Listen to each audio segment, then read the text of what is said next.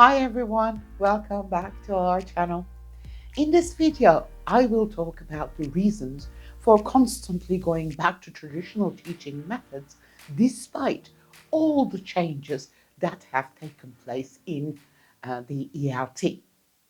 No one is happy with the results of language teaching, yet neither teachers nor students can get away from the traditional teaching methods. Teachers believe that their time and effort are wasted. Students believe that English is extremely hard to learn and very boring. Well, of course, I'm not talking about the teachers who follow the innovations in our field and make the necessary changes or modifications in their classroom setting. They may feel tired, but they also feel satisfied when they see that their students are taking baby steps. So, why then do some teachers stick to old traditional teaching methods? Well, as Albert Einstein stated, and as you can see in the cartoon, insanity is doing the same thing over and over and expecting different results. Now, let's talk about the reasons why we cannot stay away from these old traditional methods.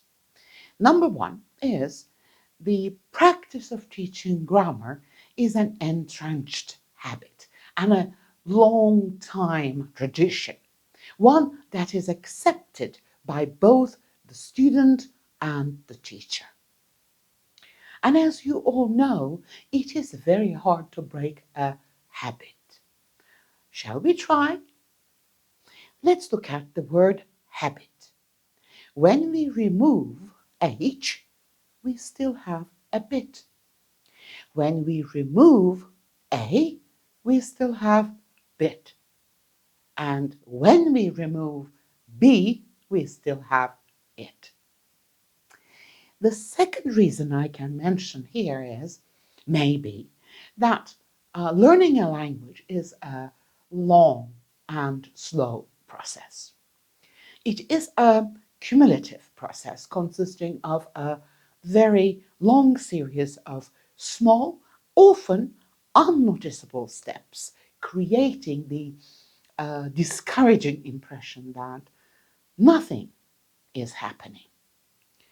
So people may turn to grammar thinking that it can create a miracle. They hope that the impossible can happen if only they teach and learners learn the correct grammar rules. Unfortunately, grammar explanations do not accelerate learning. The third reason I can mention here is for the continued dominance of explicit grammar teaching, maybe the lack of subject matter in language. Everything is a subject matter of language. Within this extremely wide framework, grammar is the only solid, concrete subject matter that can be described and studied thoroughly and accurately. However, people learn a language best when they use it to do things rather than through studying how language works and practicing rules. Learning a language is very much like learning how to play the piano. You cannot simply learn how to play the piano by just looking at the piano and reading the rules about it. You just need to sit down and practice it. Well, of course, it's going to take time, and you may never be a Beethoven, but still, you will learn how to play it. Another reason may be related to the traditional role of the teacher. Teachers are expected to know their subject area and teach the facts about it. Hence, language teachers try to meet the expectations by explaining each and every detail of grammar on the board, forming formulas, using mechanical drills, giving long assignments, and testing students' accuracy. Furthermore, teachers feel that it is scholarly and highly academic to explain something in detail, whether necessary or not, and exhibit their competency. With this bombardment of grammar, language teachers and textbook writers feel that they need to compare and contrast grammar points and come up with artificial explanations. These artificial explanations are so complex and complicated that teachers end up explaining these in their native language in L1 to help the students understand them more easily. And this causes learners despair, boredom, confusion.